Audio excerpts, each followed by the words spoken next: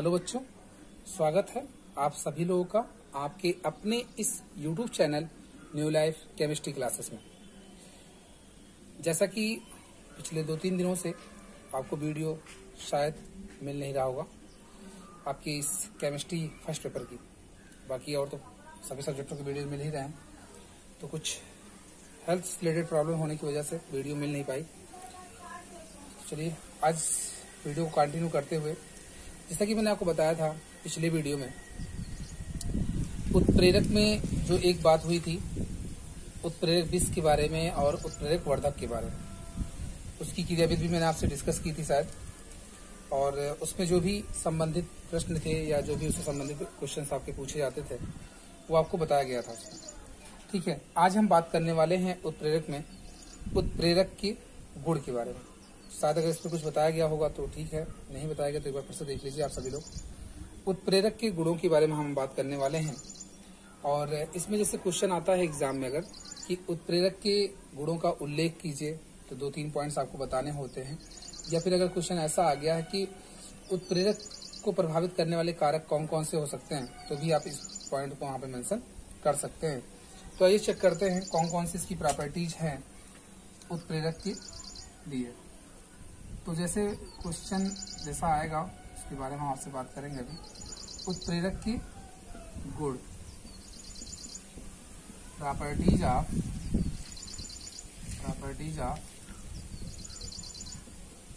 Catalyst. ठीक है, तो देखिए सबसे पहले इसकी जो प्रॉपर्टीज होती है कुछ तो आप पता ही है आप सभी को, थोड़ी बहुत चीज। जैसे उत्प्रेरक को अगर हम अपने दैनिक जीवन से रिलेट करें तो उसका मेन मतलब यही होता है कि कोई ना कोई मुझे किसी न किसी के माध्यम से क्या करे, मोटिवेट करे ना। मतलब उत्प्रेरक को अगर हम अपने दैनिक जीवन से जोड़ें तो उसका मेन शाब्दिक अर्थ जो होता है वो क्या है कि पर्सनली मुझे कोई क्या करे, मोटिवेट करे। मोटिवेट करने का मतलब क्या हो, जैसे मान लीजिए मैं आपको पढ़ा रहा हूँ और पढ़ाने के बाद जो मैं आपको क्वेश्चंस दूं और उस क्वेश्चंस का आंसर आप क्विकली करते रहें, तो मुझे भी क्या होता है, एक अंदर एक कहा जाए जिज्ञासा होती कि मैं अब बच्चों को और ज्यादा क्या बताऊं जिससे वो अच्छे रिप्लाई दे सके। तो मतलब आप मेरे लिए कैटलिस्ट का काम कर रहे हैं। ऐसे ही दूसरी चीज अगर हम बात करें कि जैसे आप अगर क्लास में या फिर जैसे घर से आप बाहर निकलते हैं पढ़ने के लिए, तो आपके घर वाले आपसे कहते हैं ठीक है हाँ बच्चे जाओ पढ़ने के लिए, कुछ अच्छा ही सीखोगे, कुछ अच्छा आगे करोगे, तो वो एक तरह से क्या आपकी मनोबल को बढ़ाने का काम कर रहा है। कुछ ऐसे भी होते हैं आसपास के लोग जो हो सकता है आपके मनोबल को और डाउन करें। तो उत्प्रेरक आपको बताएगा कई तरह के हो सकते हैं। तो यहाँ पे उत्प्रेरक की ऐसी कौन कौन सी प्रॉपर्टीज हो सकती है। अब देखिए सबसे पहला जो इसका है पॉइंट वो है उत्प्रेरक की अपरिवर्तनशीलता, मतलब कि उत्प्रेरक में कोई परिवर्तन ना हो। उत्प्रेरक में या उत्प्रेरक की, ऐसा कह सकते हो, उत्प्रेरक की अपरिवर्तनशीलता,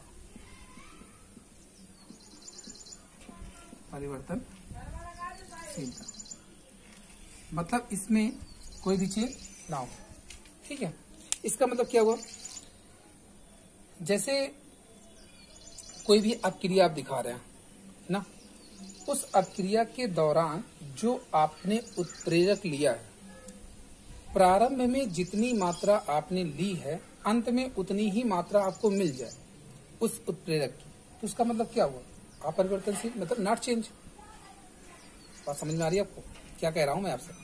मैं ये बता रहा हूं कि जैसे एक अपक्रिया मैंने आपको दी और उस अपक्रिया में मैंने कोई उत्प्रेरक रखा हुआ है, उत्प्रेरक की मात्रा मैंने कुछ ले ली है, तो प्रारंभ में जितनी मात्रा मैंने उस उत्प्रेरक की ली है, जैसे ही अपक्रिया हमारी संपूर्ण हो पूर्ण हो जाती है, उसके पश्चात मुझे उत्प्रेरक की उतनी ही मात्रा प्राप्त होती है, जिससे यह सिद्ध होता है कि उत्प्रेरक की मात्रा में कोई परिवर्तन नहीं होता, अर्थात वो अपरिवर्तनशील रहती है।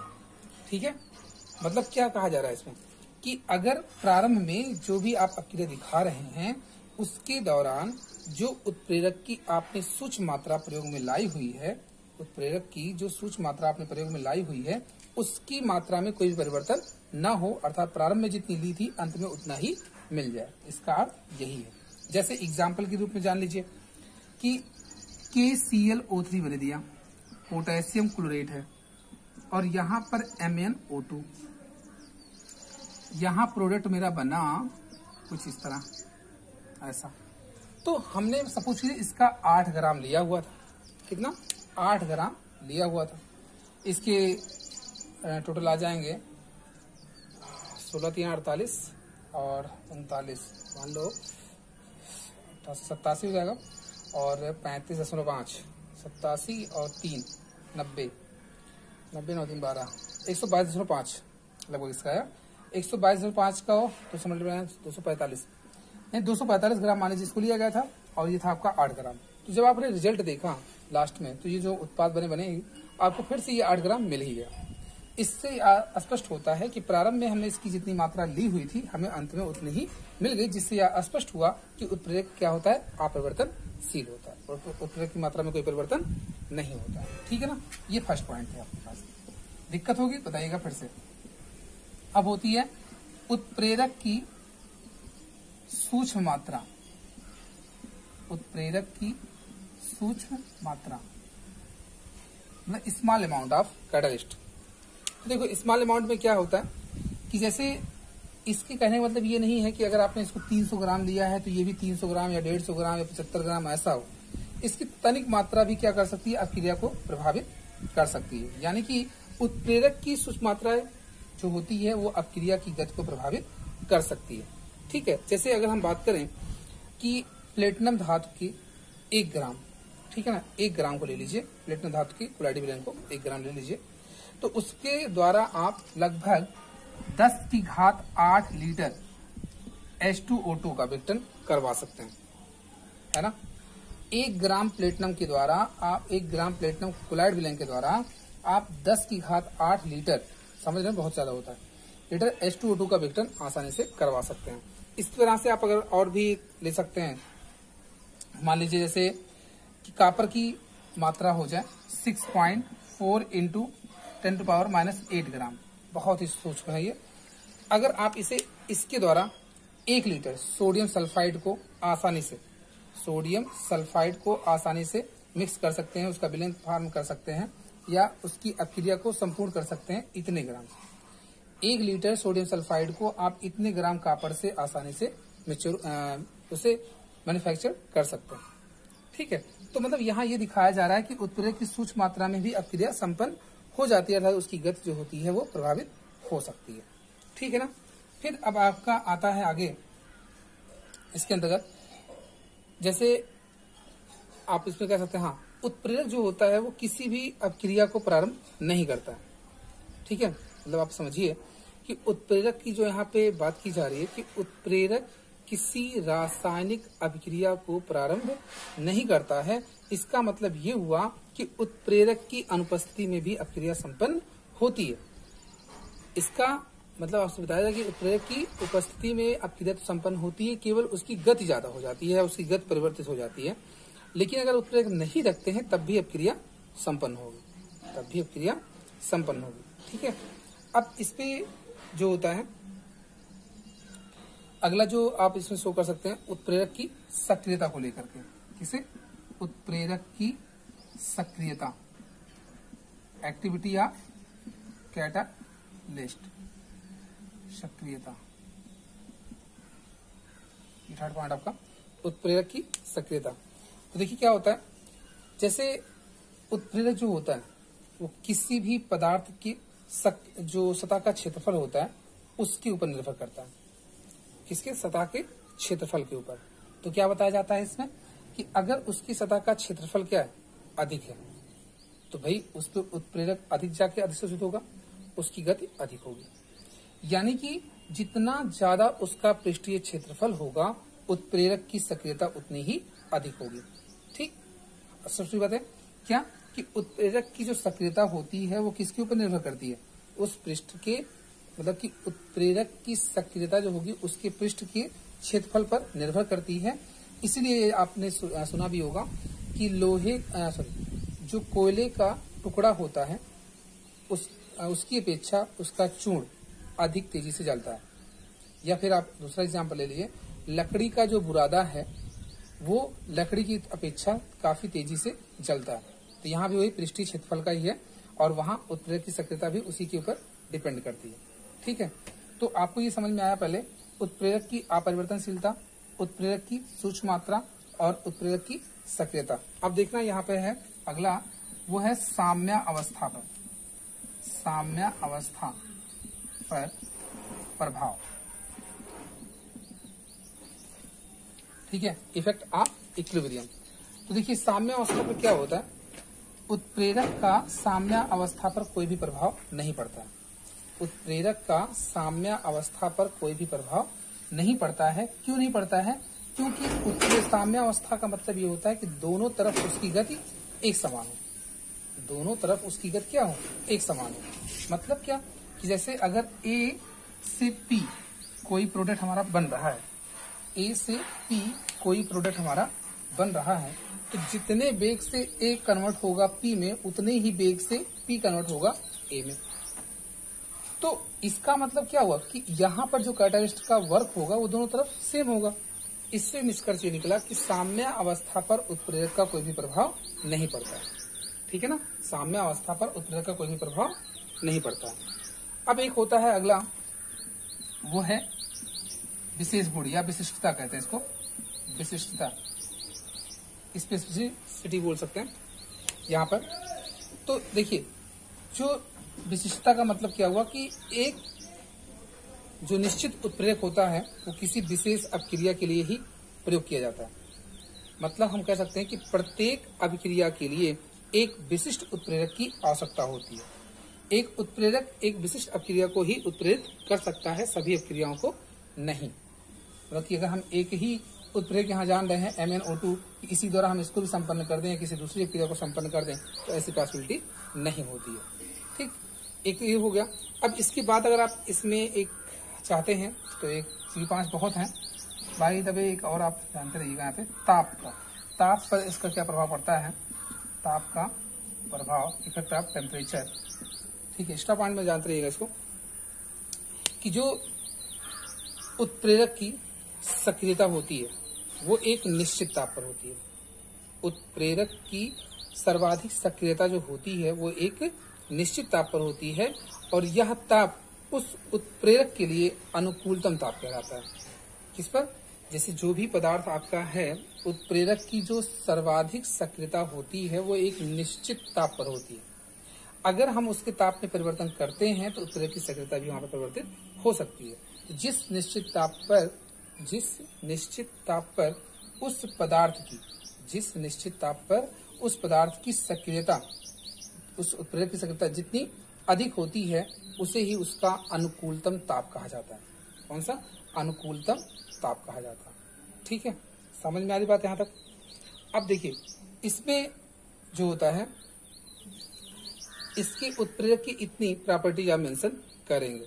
ठीक है, उत्प्रेरक की अपरिवर्तनशीलता, सूक्ष्म मात्रा, उत्प्रेरक की सक्रियता, साम्य अवस्था पर प्रभाव, विशिष्टता और ताप का प्रभाव। ठीक, तो देखिए इसमें आपको जो बताया गया गुण ये तो समझ ही गए। अब इसके बाद एक इसमें और आता है, कभी कभी पूछा जाता है शायद, अम्ल क्षार उत्प्रेरण, एसिड बेस कैटालिसिस। ठीक है, तो जो अम्ल क्षार उत्प्रेरण की बात की जा रही है वो सामान्यतः समांगी उत्प्रेरण अभिक्रियाएं होती हैं। कैसी? समांगी उत्प्रेरण अभिक्रियाएं होती हैं जो अम्ल या और क्षार द्वारा उत्प्रेरित की जाती है।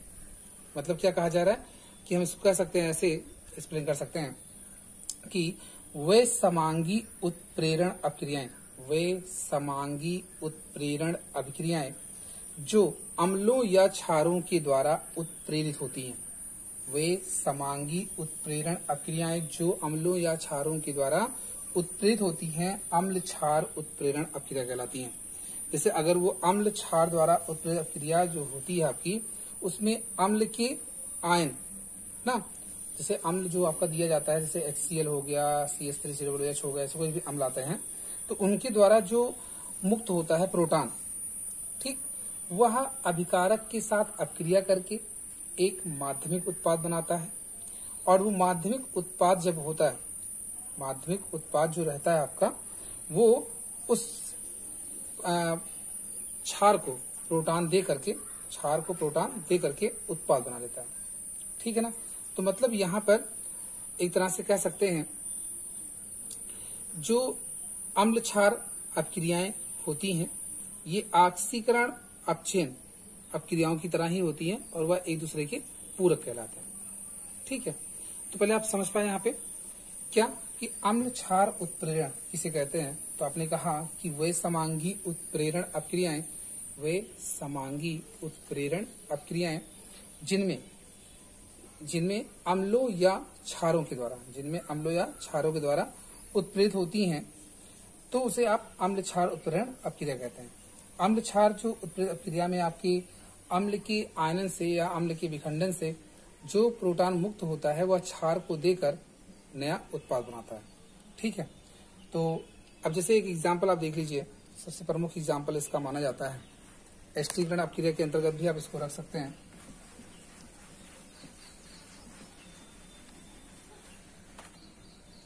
देखिए, जैसे इसमें एस्टर आपने देखा भी होगा, RCOOR प्लस जल। तो इसकी क्रिया अगर हम जरूर दिखाना चाहें तो यहाँ होता है RCOOH प्लस ROH। तो यहाँ पर एक कार्बोक्सिलिक बना है और एल्कोहल बने। मतलब यहाँ पर जब अगर आप क्रिया आप दिखा रहे हैं तो यहाँ अम्ल की उपस्थिति में कराई जा रही है। ठीक है। इसी तरह से अगर आप दूसरा एग्जाम्पल, सुक्रोज का इन्वर्जन या उसे आप क्या कहते हैं, प्रतिलोमन, C12H22O11 प्लस H2O है। ये भी आपका एक अम्ल की उपस्थिति में करवाया जा रहा है। तो यहाँ मिल जाता है C6H12O6 प्लस C6H12O6। ठीक है। इसको देख लीजिए, कुछ कहीं प्रॉब्लम होगी किसी को तो बताएगा वो। तो ऐसे में है क्या, बताया ही जा रहा कि ये अम्ल की उपस्थिति में, क्षार की उपस्थिति में आप क्रिया को संपन्न करवाते हैं। तो यहाँ पे जो आपको बताया गया अम्ल क्षार उत्प्रेरण, इतनी चीजें आपको इसमें बता दी गई हैं। मतलब कि इस टॉपिक में जो आपको अधिशोषण के अंतर्गत पढ़ाया जा रहा था, पिष्ट रसायन में अधिशोषण आपको पढ़ाया गया, इसके बाद ये उत्प्रेरण पढ़ा दिया गया। ठीक है। तो मेरी समझ से जितने आपको बता दी गई टॉपिक इसी पे आपका फिनिश होता है। एक और था लेकिन वो शायद हट चुका है, मैं उसको एक बार कंसल्ट कर लूंगा, जैसा होगा बताऊंगा आपको। माध्यमिक यौगिक सिद्धांत के रूप में और अधिशोषण सिद्धांत, आधुनिक अधिशोषण सिद्धांत एक था और एक माध्यमिक यौगिक सिद्धांत था, जो एक विस्मांगी उत्प्रेरण पर लागू होता था और एक समांगी पर। समांगी पर आपके माध्यमिक यौगिक लागू होते थे और विस्मांगी पर आपका आधुनिक अधिशोषण सिद्धांत लागू होता था। लेकिन ये शायद अब पाठ्यक्रम से हटा दिया गया है। तो अगर उसमें देखते हैं हम सिलेबस को एक बार फिर से, अगर कुछ उसमें पॉइंट्स होंगे मैं उसको डिस्कस करूंगा आपसे। तो मेरे समझ यहाँ पे जितनी चीजें मैंने आपको बताई हैं उत्प्रेरक से संबंधित, टॉपिक आपका उत्प्रेरक वाला समाप्त हुआ। अब इसमें एक हमारा जो तीसरा पॉइंट है वो है कोलाइडी अवस्था। कोलाइडी अवस्था को हम आपसे डिस्कस करेंगे अगले वीडियो में। और मैं आप लोगों से ये कहना चाहता हूँ कि कोई इससे कैटलिस्ट से अर्थात उत्प्रेरक वाले से संबंधित कोई भी प्रश्न अगर आपके मन में होता है, आपकी बुक में होता है, आप उसे पूछना चाहते हैं, तो जो भी आपको व्हाट्सएप नंबर प्रोवाइड किए गए हैं उस पर आप सेंड कर सकते हैं, जो कि आपको यहाँ पे फिर से बताया जा रहा है। और आई होप जितना भी आपको बताया जा रहा है इसमें वो समझ में आ रहा होगा। इसके बावजूद भी अगर कुछ समस्याएं आपको होती हैं तो आप जरूर बताएं ताकि उसका निदान किया जा सके। और इसके बाद जो आपको वीडियो प्रोवाइड की जाएगी वो प्रेजेंटली आप हो सकता है बाई फेस आपको दिखाई देगा, मेरा मतलब। और इसको मतलब वीडियो को मैं और इम्प्रूव करने का प्रयास करूंगा। थोड़ी बहुत प्रॉब्लम्स आपको हो रही होंगी इस टाइम। ठीक है। तो वीडियो को आप सभी लोग अधिक से अधिक शेयर करें, साथ ही साथ इसको लाइक भी किया करें। और जो भी नए व्यूअर्स हों, अगर चैनल उनको अच्छा लगता है, वीडियो अच्छी लगती है, पढ़ाने का जो तरीका होता है वो अच्छा लगता है, तो आप वीडियो को लाइक भी करें, शेयर भी करें और सब्सक्राइब भी करें। तो आज के लिए इस वीडियो में इतना ही रखते हैं। अगर इससे उत्प्रेरक में कुछ भी टॉपिक्स आपकी छूटी हुई होगी तो उसको हम नेक्स्ट वीडियो में इंक्लूड करेंगे। और अदरवाइज आपको नया टॉपिक पढ़ाया जाएगा कोलाइडी स्टेट। ठीक।